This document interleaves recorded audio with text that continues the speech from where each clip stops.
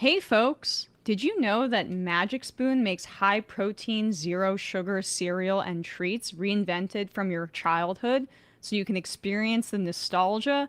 I love those high protein treats, and I knew I was going to love them because the cereal is so good.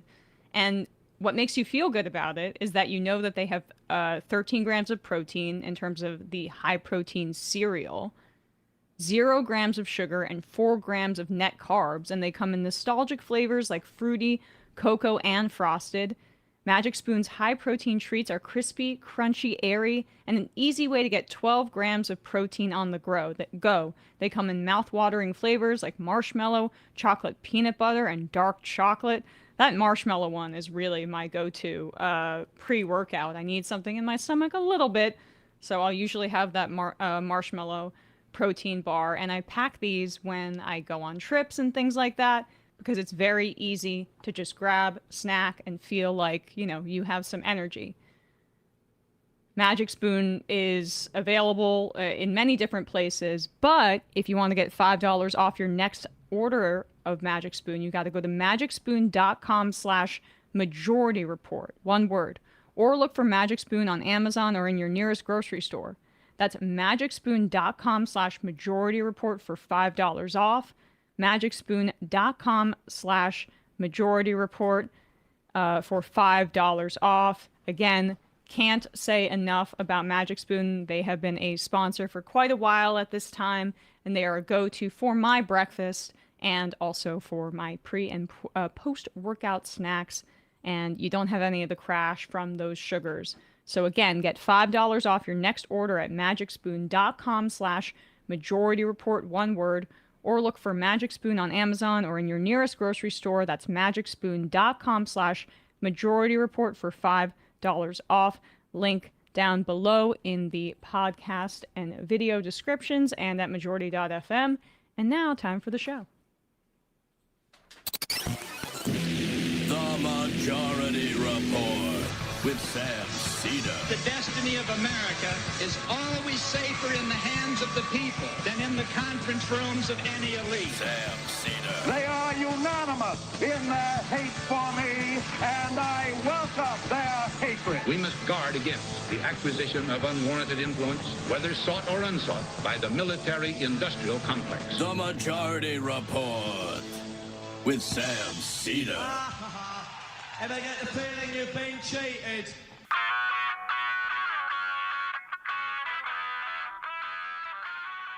It is Thursday, September 25th, 2025. My name is Emma Vigeland, in for Sam Seder, and this is the 5-time award-winning Majority Report. We are broadcasting live, steps, from the industrially ravaged Gowanus Canal in the heartland of America, downtown Brooklyn, USA. On the program today, Ken Klippenstein will be with us to talk about the FBI targeting trans people and leftists, and also Kash Patel's supposed evidence about the shooting at an ICE facility in Dallas. And later in the show, Connor Echols will be with us to talk about the State Department advisor calling the shots behind the scenes on Israel policy for the Trump administration. Also on the program, a gunman yesterday shot into a Dallas ICE facility, killing a detainee and themselves. And once again, the federal government rushes to blame the left without evidence. Trump is pushing his hand-picked prosecutor in the Eastern District of Virginia to press charges against James Comey because the statute of limitations is about to expire. Jimmy Kimmel's return episode quadrupled his average nightly audience with over 6 million viewers. Fake news, fake news. Even with 20% of ABC affiliates not airing it. For no talent, Jimmy. Jimmy. You know how they mess up those numbers, but not for me. Democrat Grijalva wins Arizona's special election handily, sending her to Congress to serve the remainder of her father's term, and a key vote in the Epstein files, which could help send it to a floor vote. Trump declares he's been triple sabotaged after an escalator broke at the UN and demands an investigation into that darned Antifa escalator. Trump threatens mass firings of government officials if Senate Democrats don't agree to a government funding package that they were shut out of. Elon Musk's XAI, the one polluting Memphis, signs a deal with the government to integrate its AI into federal agencies. Meanwhile, the IDF pushes further into Gaza City, killing at least 40 Palestinians with bombs since dawn. Macron says Trump assured him that West Bank annexation is a red line, but it's Trump, so... Italy and Spain deploy military ships to protect the aid flotilla as Israel continues to threaten to bomb them.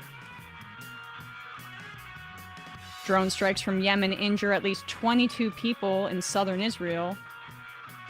And lastly, Starbucks to lay off 900 workers as its workers' unionization campaign grows. By the way, Starbucks had its largest, the largest CEO to worker pay gap in 2024. All this and more on today's Majority Report, also known as a Majority Report. Welcome to the show, everybody. Say hello to Matt. Say hello to Brian. Happy to be back. God Carew writes in, please tell us you sang Pink Pony Club at full volume at the show the other night. Yes, I did. Yes, I did. Longtime viewers of the show may remember when I found out on air that I was supposed to be see Chapel Roan that night and she canceled this festival, and I was pretty devastated, you know. I don't care if I die at all. Everything has sucked lately. It was a national tragedy, at the very least a podcast tragedy. In fact, I think I was triple sabotaged by that. But I ended up finally was able to see her live, and my friend and we were dancing a lot, and I think we may have pissed off the people right next to us. So, yes, I had a very good time and sang at the top of my lungs. I hope none of that was caught on video, because I'm sure it was shrill. I'll say that. I'll be misogynistic against myself. Only I can do it. All right, let's start here. So, I can't get over the story. I know we have like meatier things to talk about, but it's just a new level of whininess, and I keep thinking that we can't go any further with Donald Trump victimizing himself until we get a story like this. Because yesterday, I'm not sure if you heard about this absolute national tragedy, but that in front of a gaggle of reporters at the United Nations, an escalator broke. And if you haven't been paying attention to this story, it's time to check your privilege. It could have been really bad for Melania. Exactly. That's who I thought of first. You know, I mean, she is responsible for keeping him upright, and it's quite difficult if you're going up the stairs and you have to walk. Well, also Trump thinks you only have a finite amount of sort of vigorous activity in your life. Yes. And having to climb stairs, it clearly takes years off your life. I mean, for all of his talk of cities and urban crime, in total, how many city blocks, like on the city streets, do you think he's walked since the 1990s? Probably 8. 20 blocks in total. Oh, I'm being too generous. Just going straight from the front door to the car. From the limo to the SUV to the back entrance. He does one to the limo. He does one sort of segment of sidewalk, which they put carpet on. Right, it's padded. When do you think the last time he ever entered a subway station was? What do you think the longest amount of distance he's walked in one sort of like go has been? Like quarter mile? I wouldn't be surprised if he's never ridden the subway ever. I would not be surprised either. I mean, and in fairness to him at this point in his life, it's quite difficult to walk with cankles, that that kind of swelling that he's experiencing. Shout out to Jennifer Welch and her nickname for him, Kanks. But trigger warning, there's some footage here. We'll start with Maria Bartiromo, who's on the case. She shows some footage of the broken escalator, and it may be hard for you to see a senior citizen getting so confused by something like this. But we have the footage here.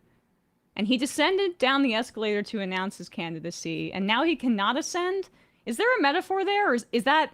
Did he descend to hell and then that's heaven at the very top, and he would have to walk there and do the work to get up to the top, but he's not capable of doing it? Anyway, I could write a poem about this, but Maria Bartiromo's got it covered. This is like the Zapruder film for them. Well, it also takes no analysis. Yeah. Like you need to know nothing about politics to talk about a broken escalator. Happened this week at the UN. I want to get your take on this because President Trump says the Secret Service is investigating what he is calling triple sabotage after his time at the United Nations on Tuesday. The president wants answers after the escalator stopped as soon as he and the First Lady stepped on it. Look how great Melania was. She is unfazed. She walks on it, it stops, she turns around to the president, and she just leads the president up and walks. So she was unfazed by it. But this could have been a massive issue. All right, pause it for a second. The president being frozen there. So for the podcast audience that, isn't seeing this horrifying footage, do they not see that there is a second escalator next to them that appears to also be going upward that is functioning? Oh, wow. See? That's There was going a up. second escalator. There was a... Talk about the Zapruder film. It is right as Trump steps on it. Okay, it breaks. Walk back. Can he just not walk backwards? It's undignified. To go to the other escalator? Or was the other escalator not secured? Yeah, it can't handle his weight. Right. This. God, imagine what it sounds like with him huffing and puffing behind Okay, him. it's Oh only my 20 God. stairs. I guess I'll climb it. Oh, I mean, they must be treating this like some real problem too, because he's in such poor health that might actually cause an issue for him. I mean, I wonder what his heart rate did. Yeah.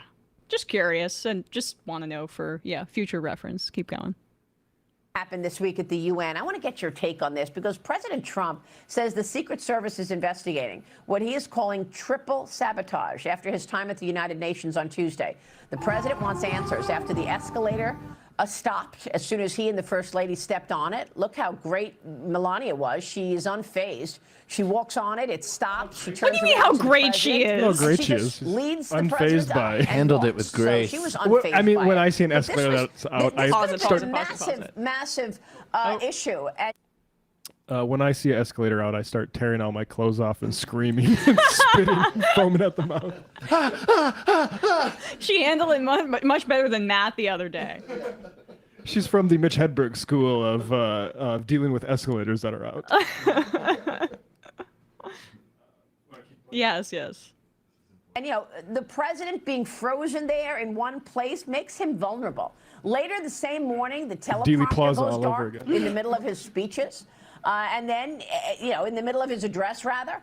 And then the president also said that the sound was off during his remarks, and only the people with interpreters speaking into earpieces could actually hear his address. The UN reports that they ordered a thorough investigation and are, quote, ready to cooperate in full transparency with relevant U.S. authorities. Congressman, do you know if we're going to get answers on this?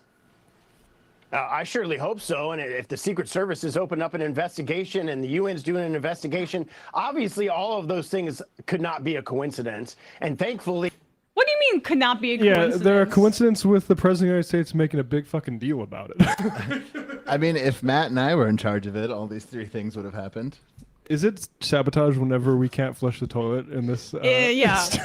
It's sabotage when the phones plumbing's don't out. work. Triple sabotage. Occasionally. Yes. And then sometimes the camera gets blurry. That's the triple sabotage. Trump spoke for over an hour at the UN. People were comparing it to Castro's speech in the 60s.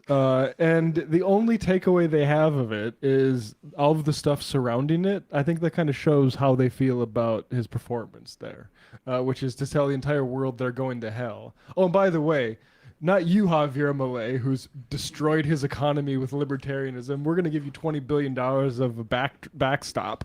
But everyone else, you guys you guys suck. And actually, we're the hottest country in the world. Yeah, it's great. And here's Trump's truth about this that initially expressed his outrage. A real disgrace took place at the United Nations yesterday. Not one, but Not two, but three very sinister events. I mean, these things come in threes. First, the escalator going to the main speaking floor came to a screeching halt. It stopped on a dime. It's amazing that Melania and I didn't fall forward onto the I mean, those escalators that go like 25 miles an hour. It cuts his head off. Can you imagine if Trump got sucked into the gears of an escalator and that's how he died? His long time. Time. Oh no. That's how he started his campaign, and actually he gets ground up in the gears.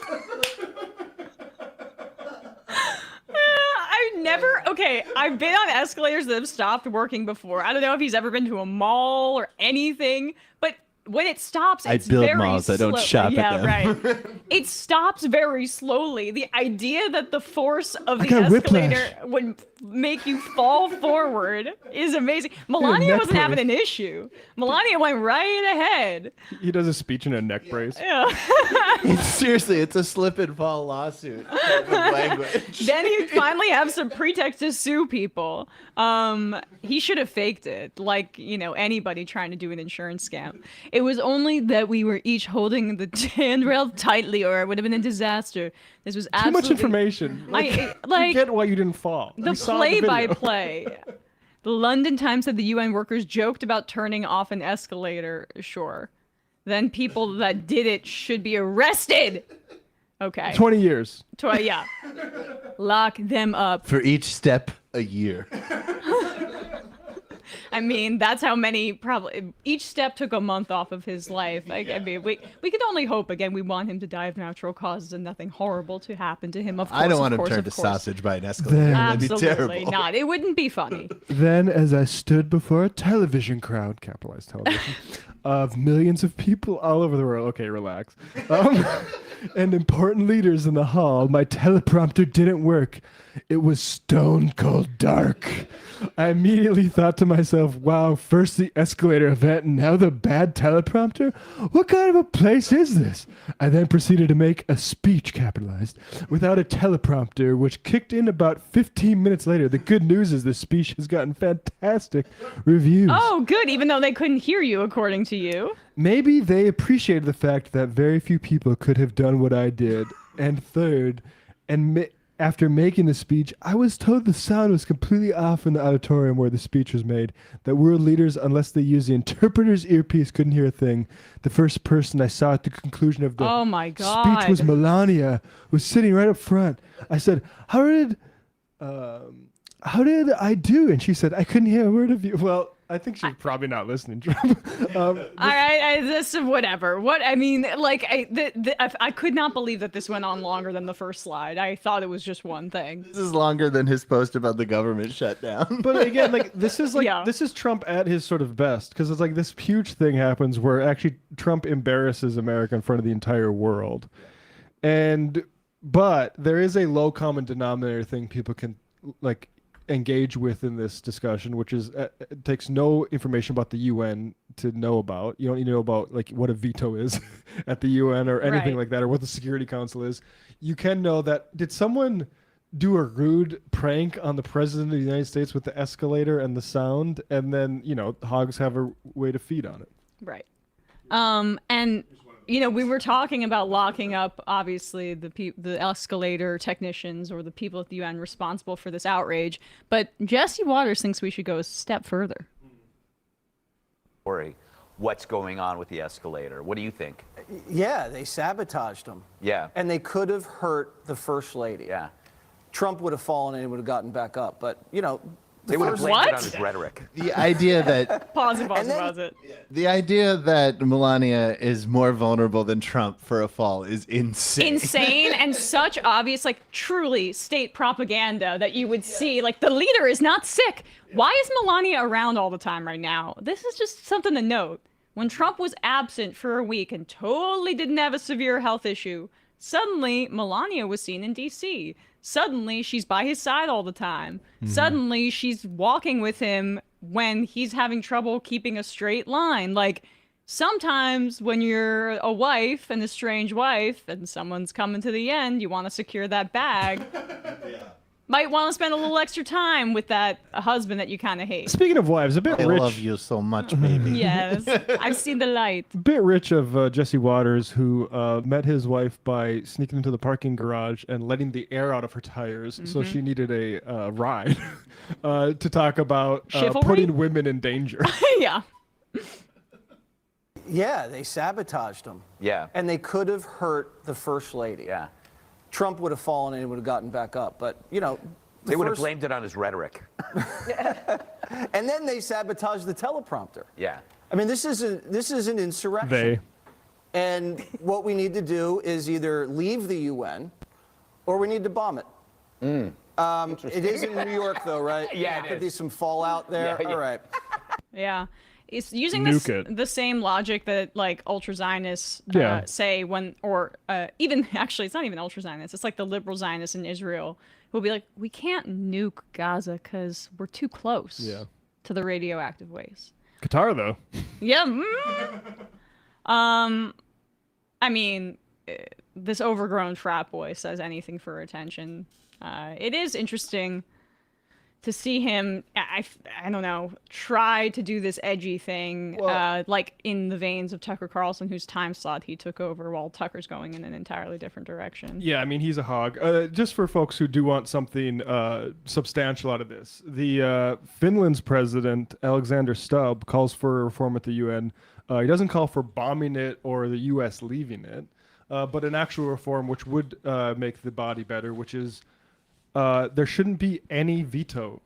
The United States shouldn't be allowed to veto stuff on behalf of Israel.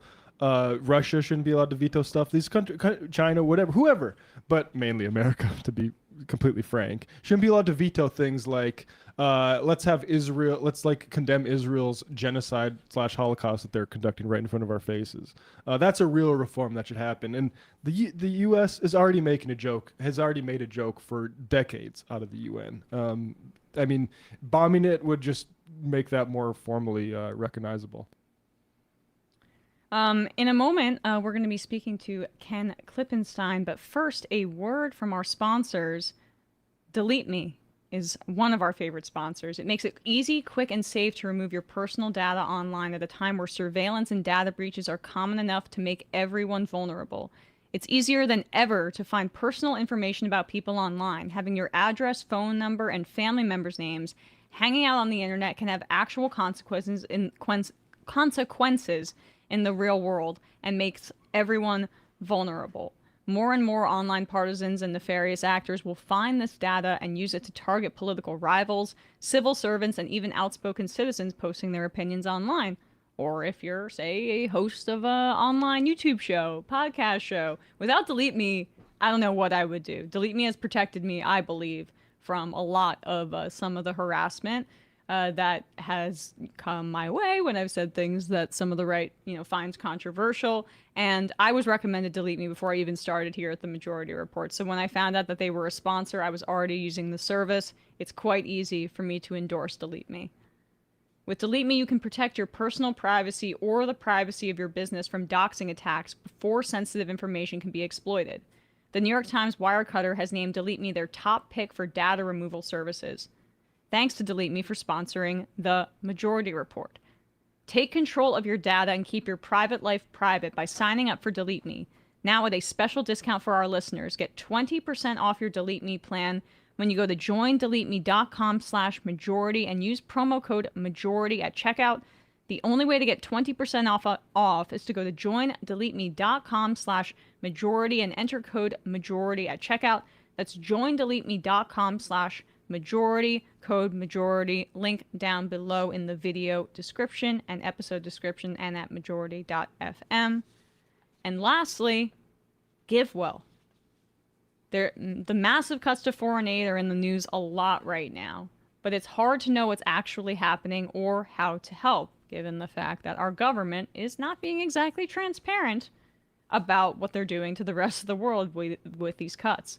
GiveWell does not claim to have the answers, but over the past 18 years, the nonprofit research organization has helped guide more than 130,000 donors and $2.5 billion to highly cost-effective aid.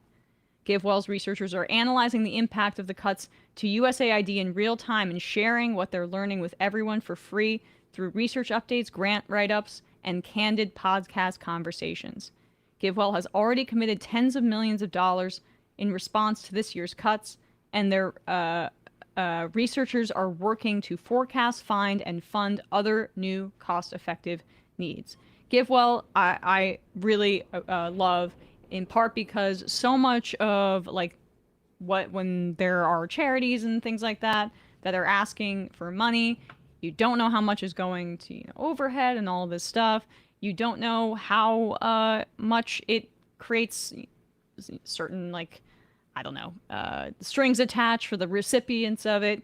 GiveWell makes sure that you know where your money is going, and you know that you're able to get it directly to people.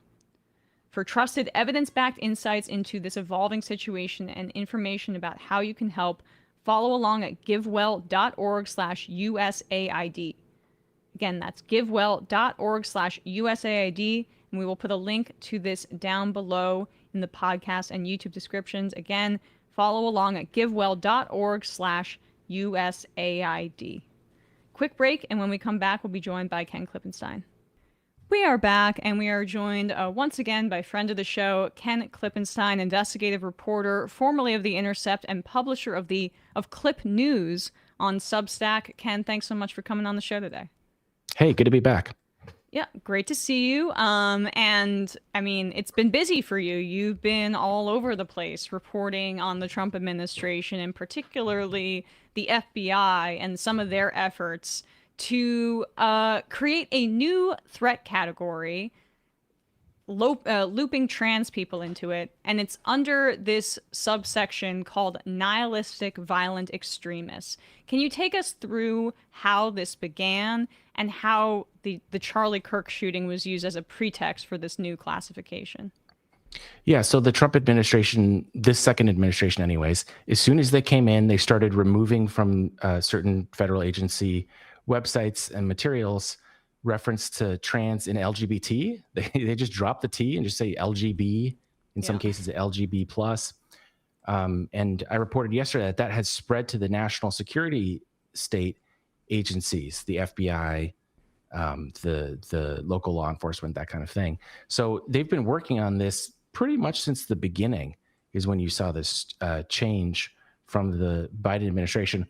But what the murder of Charlie Kirk did was it supercharged Trump it. administration, you meant, right? Yes. Yeah. Oh, change from. Sorry about that. Yeah. Go on. And so the Kirk murder supercharged this effort. And my sense from talking to senior officials, particularly in the Justice Department, is that they feel as though they have a broader hand to do this kind of stuff and push it farther than they had in the past, where initially maybe it was focused on some of the language stuff that I was describing before, LGBT. Now, when you talk about designating trans suspects as extremists, you're basically saying that this phenomena should be viewed when a person is either motivated by what the administration calls trans ideology or is a trans person themselves. You're saying that is an act of terrorism.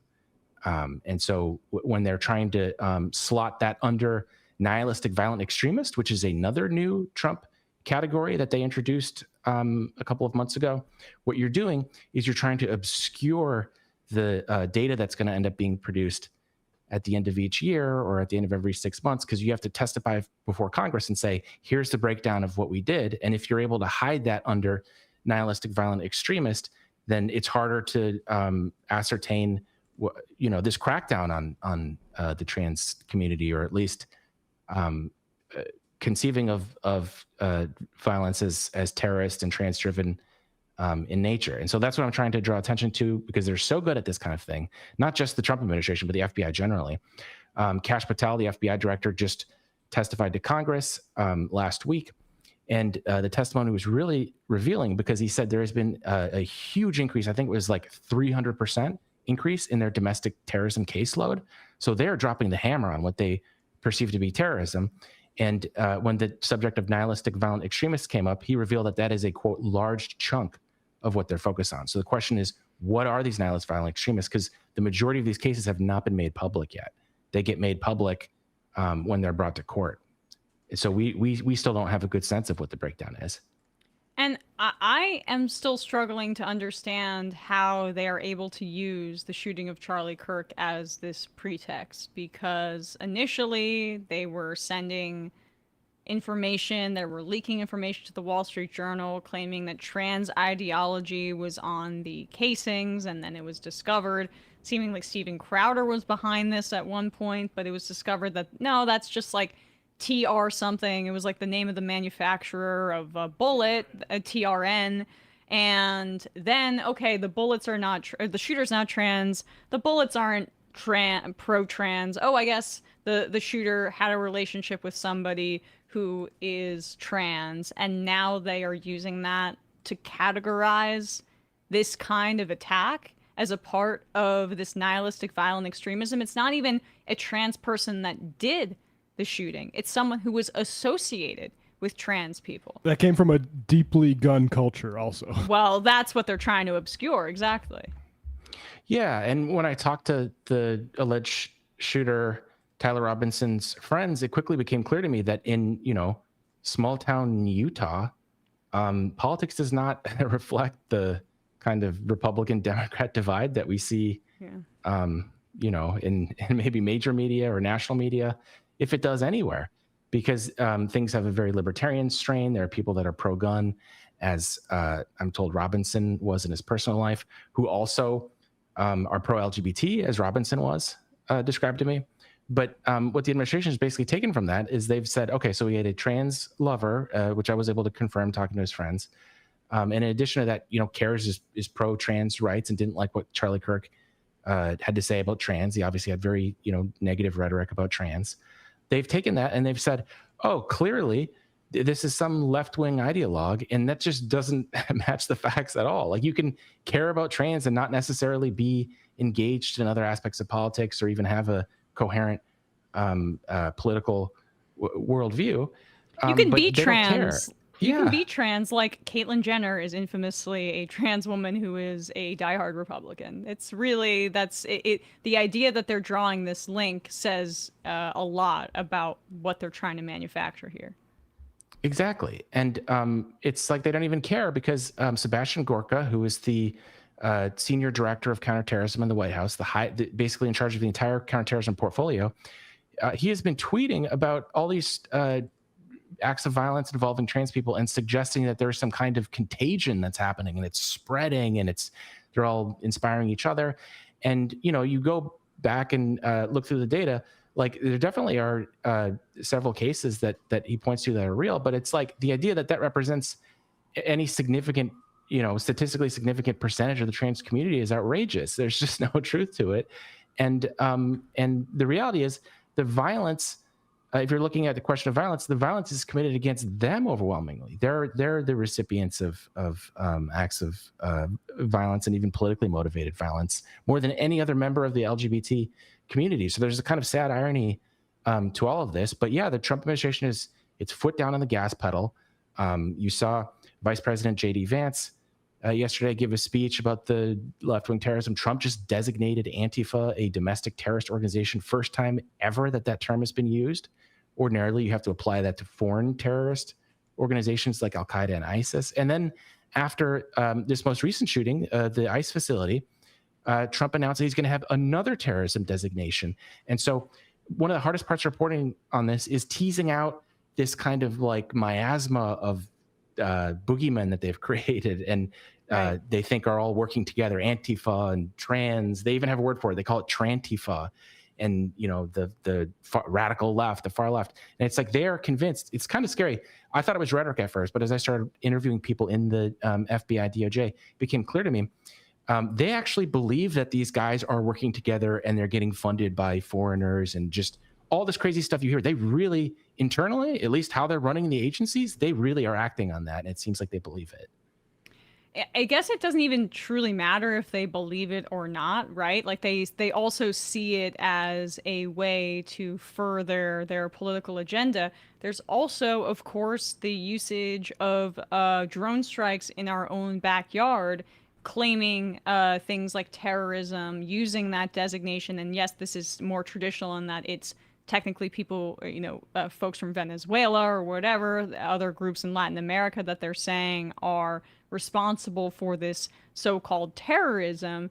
But it is the merging of the like war on drugs, militarism with the mostly Middle Eastern focused anti-terrorism activities of our government that has been responsible for the largest and most expansive rollback of our civil liberties in the 21st century, bar none.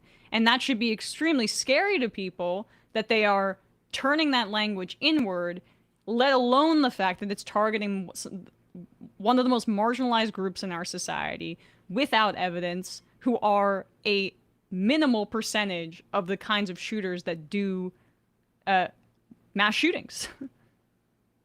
Yeah, it's really frightening. I mean, the global war on terror has basically been declared over in the sense of a lot of the authorities that they were deploying in the Middle East and conflict that they're prosecuting. And so what happens is these agencies are in need of a purpose, and Trump comes along and says, oh, look, actually, maybe cartels are terrorists, maybe Antifa's terrorists. And so they have an entirely new reason for being. So I think on some level, the bureaucracy is okay with having this new job where they might have faced being out of work. And then in addition to that, a lot of the principal figures in the Trump administration, from Hegseth to FBI Director Kash Patel and Director of National Intelligence Tulsi Gabbard, they all came up during the war on terrorism. And so they have this framework of, we're going to map out the networks and find out who's funding Al-Qaeda and where they're working. And maybe that worked in the Middle East in terms of understanding how ISIS operates, how Al-Qaeda operates. But to then apply that, as you and I know, to like protesters or quote unquote Antifa is ridiculous. Like, as we know, like a lot of these guys, they're just sincere people that like believe whatever they believe, and you can agree with them, disagree with them. But the idea that they're on some payroll is just ridiculous. But that's how you would see the world if you've been trained to look at everything as though it's ISIS. What do these designations mean in practice? And secondly, Trump's executive order on Antifa being a domestic terrorist organization, I've seen some conflicting reports on how much teeth it actually has, or if he has the authority to do it. A lot of these executive orders are like, it seems like, scratching some itch for him where he gets to feel important, and then it's not necessarily enacted later. I'm hopeful that perhaps that's the case here, but do you see this having an impact in practice? It's about authorities and resources. So when you have something like that, it says to the agencies, now you can prioritize this. Every agency has a list of intelligence collection priorities, targeting priorities, that kind of thing. Something like this is going to tell senior principals, who of course, are being led by political appointees, hey guys, we got to start making cases around this. The way you're going to get promoted is, do you have a caseload that's reflective of the priority list? And this is just one priority. There'll be other ones, but suddenly there's more of an incentive for the bureaucracy to create counterterrorism cases and investigations and deploy things. I think a lot of this has been pretty misreported because national security is very complicated, and so they look at this and they say, oh, actually, you can only designate foreign terrorist organizations. So that's true that under the law, there's only a law for foreign terrorist organizations. But at the same time, administratively within the agencies, they can still treat things as terrorism. That just means you can't bring up terrorism charges against them under that law, if that makes sense. So it's a subtle distinction where there's something to what you're saying about that Trump is not going to get everything he wants here, and they're not going to be able to treat this the same way that they would, say, when they're going after Al-Qaeda. But they're going to, but just like any business, when the CEO says something, the executive management across the country is going to look at that and say, okay, well, to get ahead, I've got to really create stuff that's going to look like I'm taking this seriously. And that means something. It's hard to know with specifics what it will mean, but it will mean something. And I think it's a mistake to just, as you know, I saw story after story when I was warning initially, when he started saying, I'm going to designate Antifa, Washington Post had some story where it's like, well, actually, you can't do that because there's no law. And I'm like trying to explain. It's like, okay, yes, you can't prosecute them on that basis. However, the way they're already treat things as domestic terrorism all the time. We know this. It just means that's how they approach it. That's the framework they're using to go after them and look at them. It just means that in front of a court of law, maybe that's not how they're going to frame it. And in terms of the question of priorities, I mean, we've already seen it reported that they're diverting all of these resources away from human trafficking, shocked that this administration isn't prioritizing human trafficking. I mean, I'm being sarcastic, but it's just insane to have them run on that over and over again and gin up, it's not even conspiracies, but using the issue of Epstein, for example, for electoral gain, and then turn around and do the cover up, but also gut the ability to go after the kinds of people that are acting like Jeffrey Epstein in practice. I mean, it really makes you think in terms of a question of priorities. So Kash Patel here, he tweeted this out, and you wrote about this. I guess it was either yesterday or this morning, where you also, like the Charlie Kirk shooter, you were able to speak to some of the friends of the shooter here at the Dallas ICE facility, who shot into the facility, killed one detainee, and then also, I guess, himself. Now, Kash Patel has this long thing here. We don't even need to read it fully, but I want to get to the photo he posted. So this is his claim. His claim is that this is what was found on the scene. These... can someone who's better at ammunition tell me exactly what that is? Those are like shell casings, so it's like Shell- unspent. 223 rounds, right? Yeah. Shell casings, and anti-ice is written on them. And Kash Patel, who, like a good law enforcement officer, tweets out evidence before presenting it in a court of law, to get ahead of stories. The anti-ICE thing is so fishy to me because of what we just talked about, the Antifa domestic terrorist organization. It looks ludicrous. I'm sorry, it does. Like, if you were to, it was a real, we have a joke on the show, left is best is our little, kind of saying, and that was taken from a right-winger who did a bunch of false... Who broke into a playground in the middle of the night and started spray painting stuff like... I think killed Trump and left his best. Right. It was a right winger. It was a right winger trying to blame the left for the rhetoric.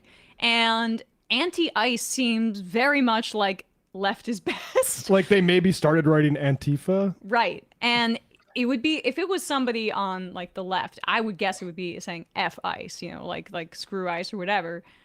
Anti-ICE sounds like you're trying to connect it to Antifa. I mean, just your... Put an anti-ICE message on there. Right. I'm sorry. I don't mean to be conspiratorial, but I'm just saying it looks ridiculous. It would be insane not to be conspiratorial about Kash Patel at the FBI. The cover-up FBI, yeah. Yeah. Yeah, it's a little like that boomer that spray painted Black's Rule on his yes. on his garage door. It's like, I don't think that's how people talk to you. When I said put an anti-ice message, I didn't mean literally write anti-ice. That's what the FBI agents said. It's like when the Russians they did some obvious propaganda thing where they were trying to frame up the Ukrainians. And so they laid out like a Nazi flag and like all this like really over the top stuff. And then they put a box of video games for like The Sims, like the game. Yes. And clearly some guy told them to put in SIM cards to look like they had stolen SIM cards. Right. But they put The Sims the game. So this is the level that leaders all over the world operate on. That's what I would stress is the amount of incompetence. But I think the skepticism was well taken, certainly around Kash Patel. I absolutely think that the photo and the bullets are real, and so did all of his friends. I asked them about this specifically, but they had an interesting take on it. They said it actually seems like something he would do, not in terms of him being anti-ICE, but as a joke that would precipitate exactly the response we're seeing now, where everybody's like, "What the hell? That can't be real," because what every friend told me, they disagreed on some things, but the thing they all agreed on was that this guy was a troll. This guy was an ironist. This guy was a huge 4chan guy who was into just like edgy jokes, triggering people, just causing mayhem. And they were like, that is exactly the kind of thing that he would do. They don't have any inside knowledge about the plot or anything like that. But it was the same response from all three of them that I talked to. And I asked for evidence of that because I just thought, if you're gonna make a claim like that, so they sent me posts that he had done making rape jokes and just the stuff that you would expect, just like edgelord humor. And they were like, that's what this is. He's trying to get a rise out of people and knows that there's all this political tension in the wake of Charlie Kirk. And it was reported this morning that they pulled from forensics in his phone that he was looking up Charlie Kirk. That doesn't mean he was inspired by whatever politics. That's his friends would say that that's him looking for what is the most sensitive issue that I can get the biggest response out of people from. But when I hear edgelord and 4chan and stuff like that, like, I mean, I understand that there's a level of nihilism that can be somewhat apolitical, but it's quite concentrated in young right-wing circles. Like some of this, I'm not trying to say he was right-wing explicitly, but I mean, I'm just wondering about your take on some of the incoherent ideology of some of these people. How they're getting radicalized is pretty scary. And it seems like a new crop or a new chapter in this never-ending saga of our country having way too many weapons and, you know, us being in a very desperate time, and that increases the likelihood of these kinds of events because our economy's falling apart, for example, and it leads to this slight level of isolation and mental illness and things. But how would you describe this ideology to people that are just like maybe viewing this through a traditional right-left spectrum? It's tough because there's definitely like right-wing strains in it, no question. But that almost gives it too much credit to call it right-wing because it's just not internally consistent. So much of it is driven by, I get the impression that he wanted to feel something, and the only way he could feel anything is by making people angry or making people shocked or making people upset. Right. And, you know, are aspects of right-wing politics a vehicle for that? Absolutely. But it's almost giving him too much credit because I don't think he cared. That was almost the most chilling thing about all this is the extent to which he didn't seem to care about anything. But then how does that get you to the point where you do something like that? I guess if nothing matters, then then you might as well do the ultimate provocation. But I'm trying to shy away from like moral panics. I'm not trying to do the video games make people violent argument 20 years later about the internet. But there is something about these communities that is creating some sort of like, I don't know, disassociation or psychosis that I don't know, makes these kinds of events easier for people to commit. Yeah, there's no question that isolation was a huge driving factor in this, because the story I heard from all three people that was the same was, you know, we all used to talk to him, and then 4 or 5 years ago, he starts pulling back, withdrawing, spending lots of time on the computer, and then we start hearing him talk about this 4chan stuff, and he sort of became difficult to tolerate. And it was kind of interesting because it was a range of opinions. Like some of his friends were like, oh, I couldn't stand how he was becoming. Another friend was more sympathetic, was kind of like, yeah, you know, he's like a little eccentric, but I didn't think too much of it. And then the same story I heard from everybody was, you're not going to find anyone who knew him in the last few years, because he was completely withdrawn from all of society. He was just completely locked away playing games. And again, I asked for evidence of this, and I was sent pictures of his Discord, which I was able to confirm, showing individual games, like 6,000 hours that he was playing things. And I want to be nuanced about this, because I don't want people to, I think one of the dumbest responses we could have to this is just have another video game moral panic. But the question is, what is compelling somebody to, that's a lot of time to spend alone on anything, not just games. Like if you're spending that much time reading or anything, that's a little bit weird, you know? So, yeah.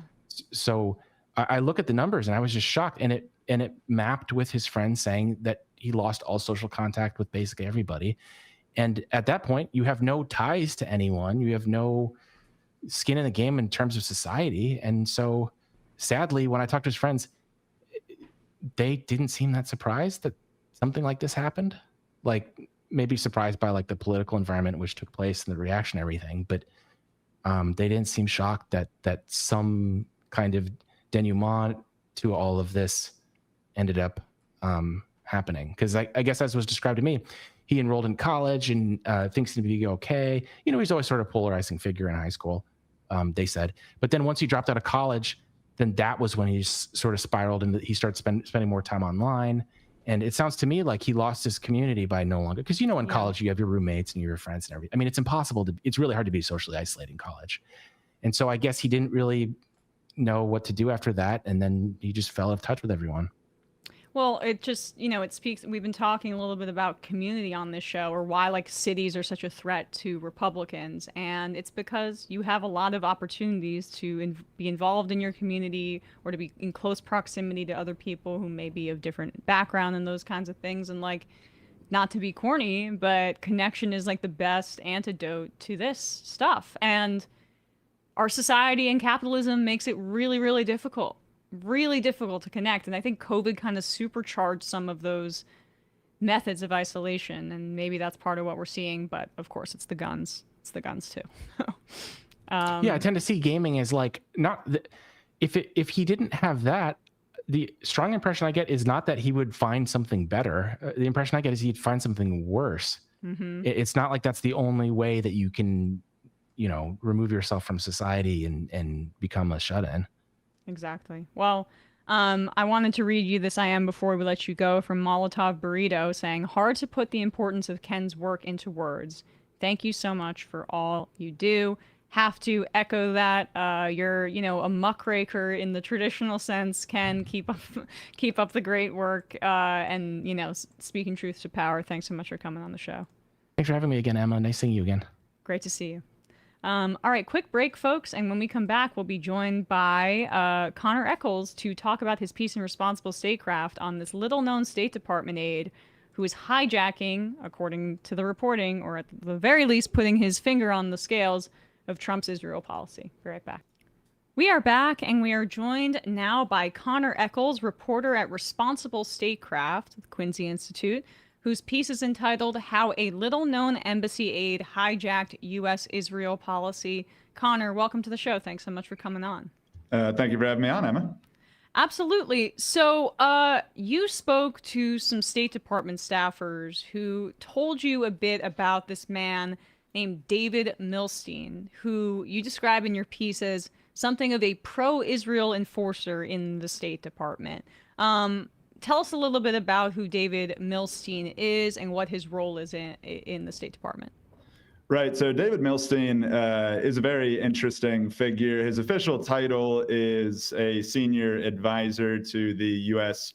ambassador to Israel, which is, of course, Mike Huckabee, who is a former governor and a prominent sort of pro-Israel member of the Republican Party. And Milstein's influence is interesting. He's also the stepson of conservative commentator Mark Levin. He used to work for Ted Cruz. He used to work with Ron DeSantis on a campaign. So he's very well plugged in to the world of pro-Israel politics. And he's taken on this really interesting sort of position as an advisor to an ambassador, but who's constantly sort of reaching back, trying to influence the types of press statements that are being put out by the State Department, trying to insert controversial terms, trying to remove criticism of Israel, and on one occasion even appears to have gotten someone fired. The thing that I lead the piece with, and that I think is one of the most striking things that he has done sort of in his time in the State Department, is that since there's no separate embassy to the Palestinians, all of the cables that come from diplomats over there have to go through the U.S. Embassy to Israel, and so there's often some political sensitivities. Some of the people that work on Palestinian issues were trying a couple months ago to send back cables about, the growing famine in Gaza, and Milstein stopped those. And in its place, he sent one that one official told me sounded like an advertisement for the Gaza Humanitarian Foundation, and I'm sure your listeners don't need too much of an explanation of why that's not ideal. Right. I mean, we're seeing reports of explicitly like Islamophobic kind of far right volunteers almost heading over in the Gaza Humanitarian Foundation, enjoying the very fact that they can shoot at Palestinians who are hungry for aid. I mean, that's direct U.S. complicity in this genocide, in addition to, of course, our support for Israel. So, I mean, can you actually expand a little bit on the state of the Gaza Humanitarian Foundation, if you don't mind? Because people may need a refresher. This is the BCG consultancy-backed, mercenary-led supposed aid distribution facility in Gaza, but they've been responsible for killing all these Palestinians waiting for food.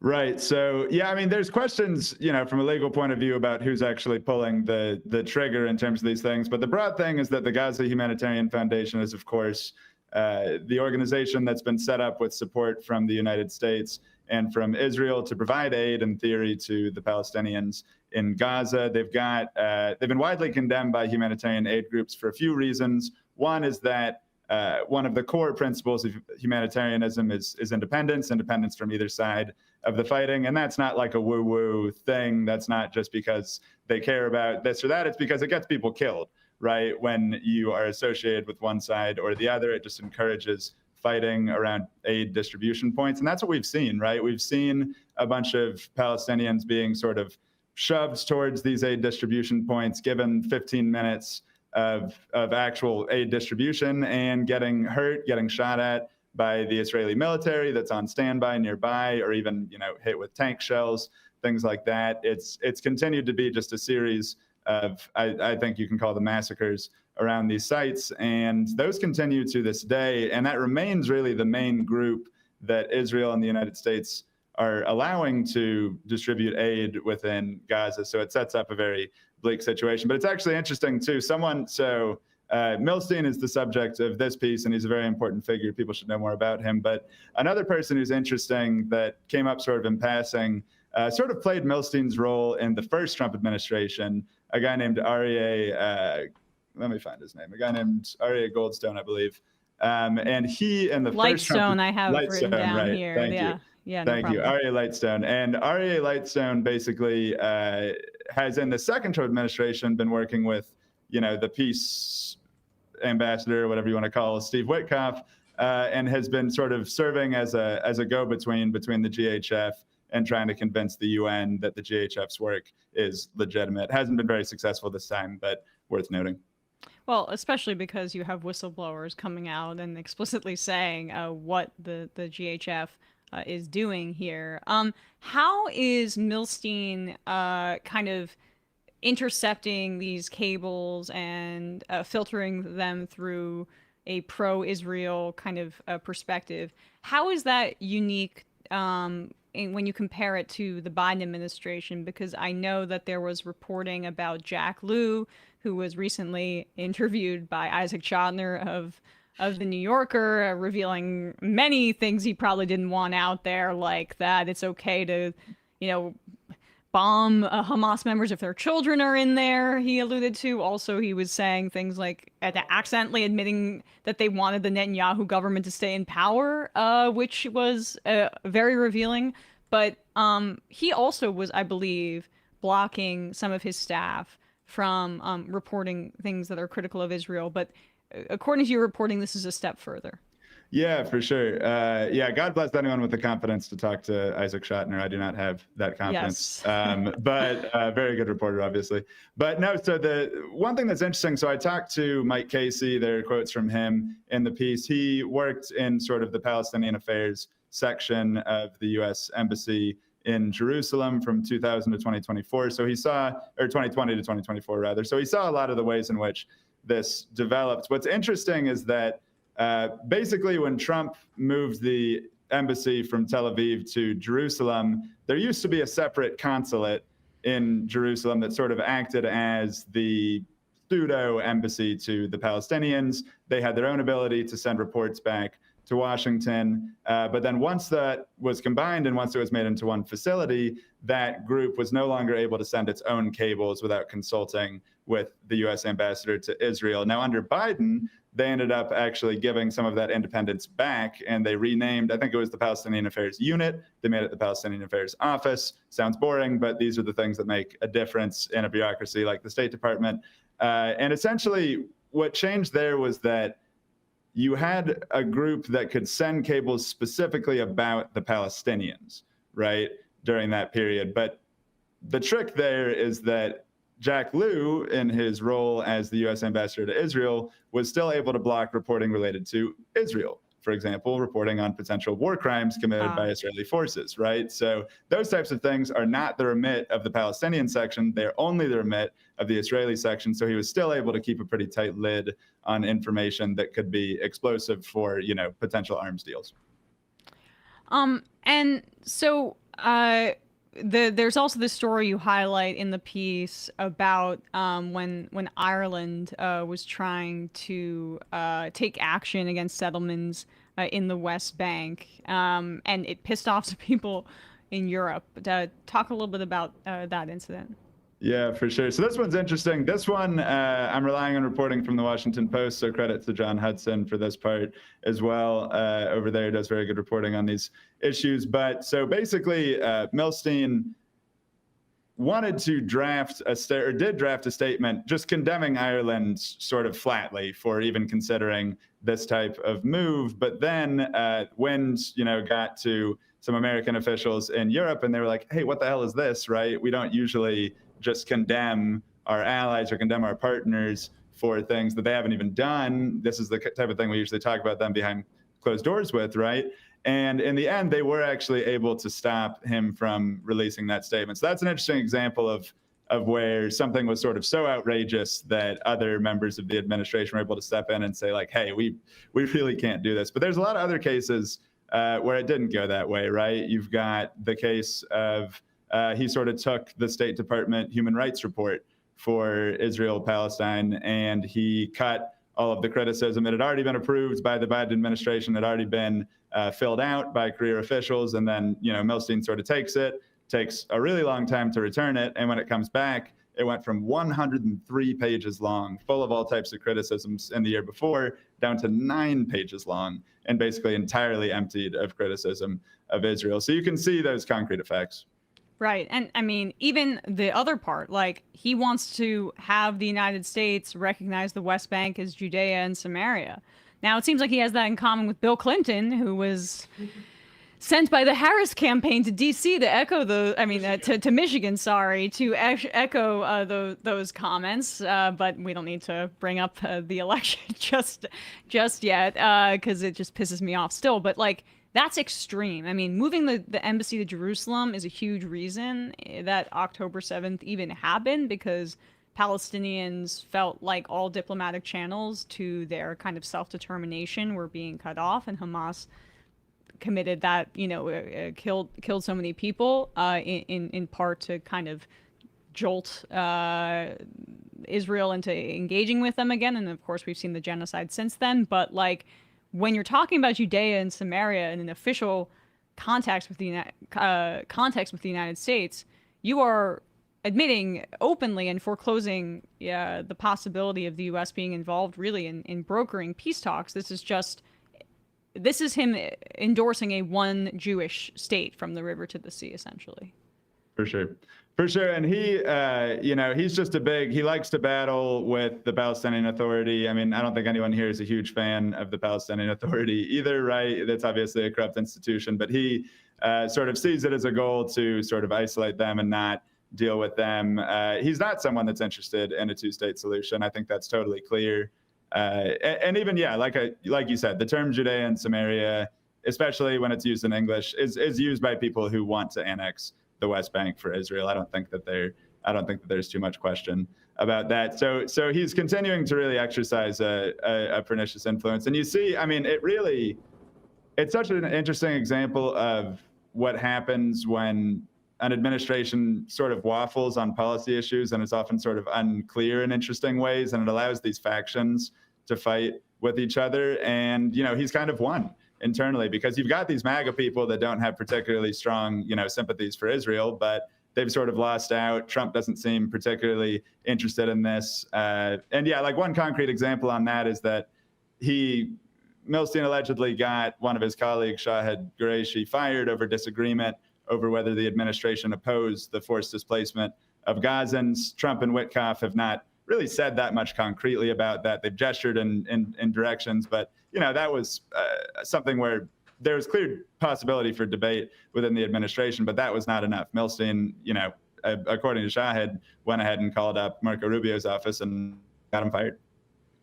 Well, Trump is now apparently giving assurances to Arab leaders and to Macron that he's not going to allow for West Bank annexation. So that, I mean, can't trust him at his word, but like that's a pretty direct contradiction also to the reporting we saw about Miriam Adelson's role in Trump's reelection, the amount of money that she donated to actually achieve West Bank annexation. You mentioned him being the stepson of Mark Levin. For many of our viewers are probably familiar with Mark Levin, although I guess he would have to be a longtime viewer, because he's he's been around the block for a while. He's a Republican commentator in the vein of like, he's a Fox News old school pro-Israel guy. He's not the Tucker Carlson, Candace Owens isolationist version. The fact that he's his stepson is crazy, but Levin might be the biggest Israel hawk on the right in media. Yeah, I think that's basically true. I mean, the thing, if people want to go back and see sort of the ways in which Levin tries to make his influence felt, a lot of it was over the debate earlier this year over war with Iran. You really saw him coming out very strongly and saying, we need to bomb the hell out of Iran. We need to destroy these nuclear sites, really throwing caution to the wind on potential escalation, on a new forever war for Americans in the Middle East.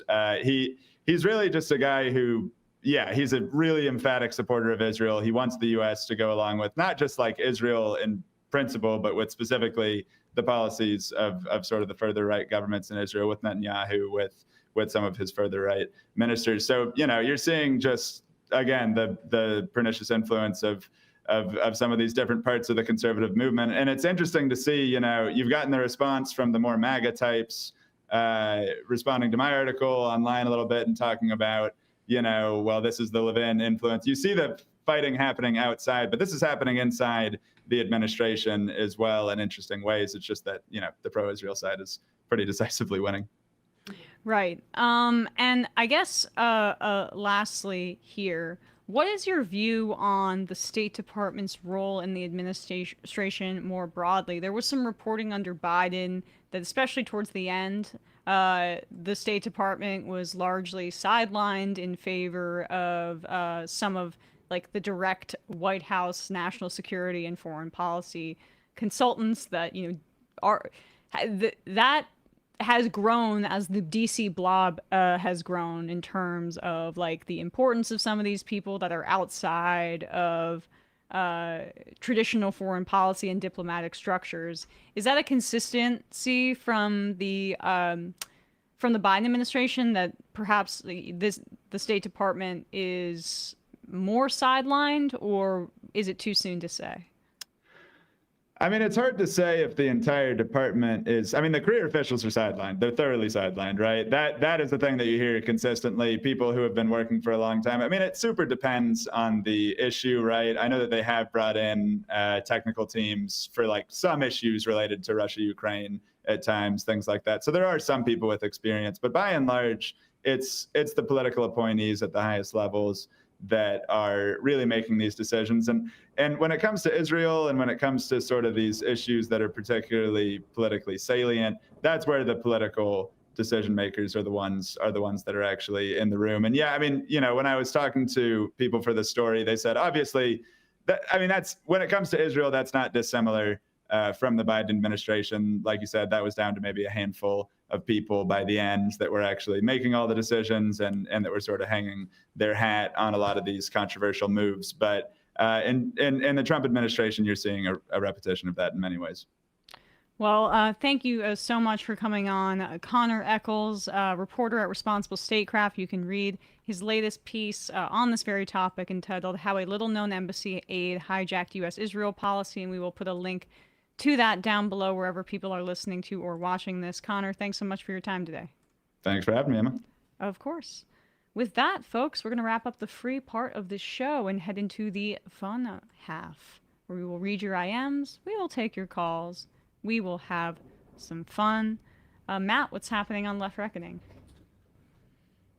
Left Reckoning will have a Sunday show for you this Sunday, patreon.com/Left Reckoning. Also on Tuesday, we talked with Devin O'Shea about Vineland, which is the book that I think coming out tonight or tomorrow. Tonight.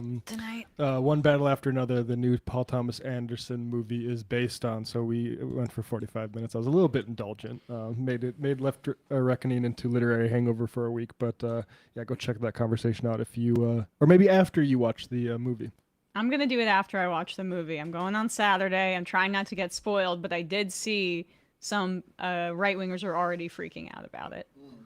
Well, I'll be doing stand-up in Nashville this weekend at Zany's 5 shows with Kyle Dunnigan. If you guys, I never plug anything. Yes. I want to I'm opening for my friend Kyle, and I want to outdraw him. That's everyone. So meaning you want all of the people listening to leave when Kyle comes on stage? Yes, stand up and walk out like they did when Trump was talking at the Charlie Kirk Memorial. Yes. You said Zany's in Nashville? Yeah. All right. Tell me if you came from the majority report. Tennessee gang show up. You should have like a little special like signal that they can say at the like a little type of clap or something that can yell "I suck" when I want to say it. Yeah. All right. Check Brian out in Nashville. When is that? This weekend? Yeah, Friday, Saturday, 2 shows each night. Amazing. Awesome stuff. Brian's funny. Not sure if you guys have noticed that yet. Hey. Yeah, it might be hard to tell, but this guy's actually funny. If you dig a little bit deep, Brian, you gotta listen really hard. But Brian's pretty funny. It's rare. Brandon, hello. Hello. I'm not very funny. I try not to be. I think it's a sign of weakness. No offense. To make other people laugh. It's a sign of weakness to need to make other people laugh. It's a sign of spiritual dullness. I agree 100%. Brian's like, I'm dead inside. It's a pathetic neediness. No. But I wish I was in Nashville. That hot chicken, man. Oh, what's hot chicken? Nashville hot chicken. I don't know. I've never been there, but I've heard of Nashville hot chicken. It's just spicy chicken sandwich. It's really good. Oh, really good. I've been to Nashville, but I have not indulged. So that sounds good to me. I love anything, any spicy chicken thing. I put a lot of hot sauce too on my eggs, and I am struggling these days because of my acid reflux. But I love it so goddamn much. I don't know what I'm gonna do if I have to really give up spicy things and acidic things. Do I have any reason to live? You're like 10 years younger than me. How are you dealing with this? I don't know. It's concerning. Should I see a doctor? Maybe. Brandon, what's happening though on the discourse? We've been digging into the right wing's Charlie Kirk assassination conspiracies for the past few days. Candace has been on a tear, so it's been really fun watching her perform for her audience of like conspiracy-addled right wingers. So we've been digging into that. We've been digging into like tunnel theory, thick neck discourse. It's a whole lot of stuff. The neck thing is. So you check it out. Oh my God! Right. Thick neck discourse is the name of my band. Hey, Matt Binder, what's happening on your end? Sure. Hey, how are you? Tonight, youtube.com/Matt Binder. Leftist Mafia. Check us out and subscribe to the channel, subscribe to the newsletter at disruptionist.com. And looking forward to having a show with you guys right now. All right. We will see you in the fun half, and we will open up the phone lines on the other side. Bye-bye.